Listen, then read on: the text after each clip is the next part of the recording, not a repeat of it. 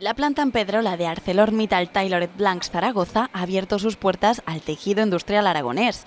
La compañía, líder mundial del sector de la siderurgia y ganadora del Premio a la Excelencia Empresarial 2017, ha acogido a más de 30 representantes de empresas de la comunidad para mostrar su particular modelo de alta gestión y orientar a las aspirantes al galardón 2018 en el camino hacia la excelencia, un sistema que está alineado con un futuro asociado al éxito empresarial.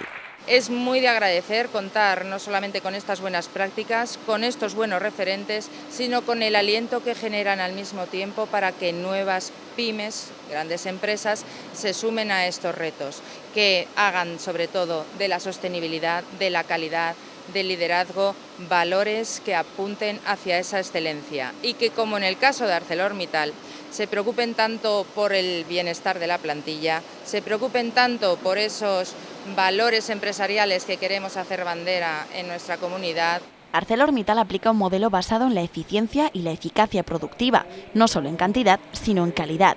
En la actualidad, la planta tiene una capacidad de producción de 5 millones de unidades de 19 tipos de componentes para la carrocería. Su misión es coser con un sistema láser el acero que compondrá el chasis de vehículos de multinacionales como Opel.